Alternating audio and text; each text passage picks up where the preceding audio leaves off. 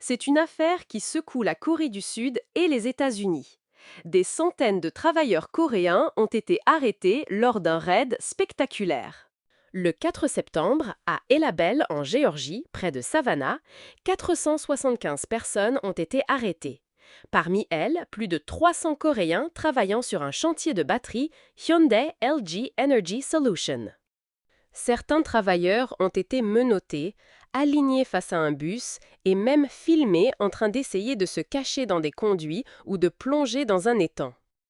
Les autorités américaines affirment que plusieurs travaillaient avec des visas non adaptés, comme des visas touristiques ou ESTA, interdits pour le travail, tandis que Hyundai et LG Energy Solution rappellent que les travailleurs arrêtés n'étaient pas leurs employés directs, mais des sous-traitants.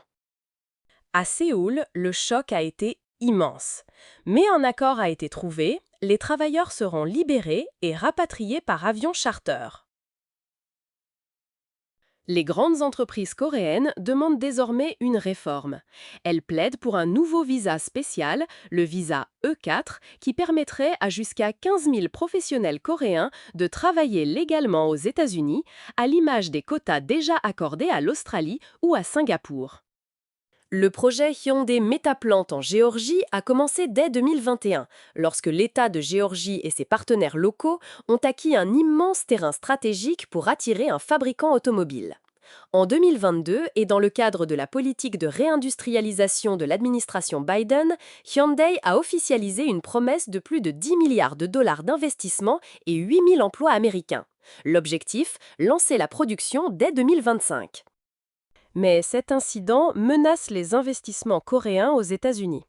En effet, il s'agit d'un enjeu majeur car même si officiellement les principaux investisseurs aux États-Unis restent les Pays-Bas, le Japon, le Canada et le Royaume-Uni, en 2023, la Corée du Sud a été le pays qui a annoncé le plus de nouveaux investissements, avec près de 350 milliards de dollars engagés dans les batteries, les semi-conducteurs et l'automobile. Ainsi, ce raid spectaculaire dépasse la simple question des visas. C'est l'avenir de la coopération économique et diplomatique entre la Corée du Sud et les États-Unis qui est en jeu. Et vous, que pensez-vous de l'action de la police? Les interpellés étaient peut-être en tort, mais l'emploi de la force était-elle nécessaire? Dites-nous en commentaire ce que vous en pensez. Et n'oubliez pas de mettre un j'aime et de vous abonner pour ne rien manquer. C'était la professeure O pour le Quai Journal.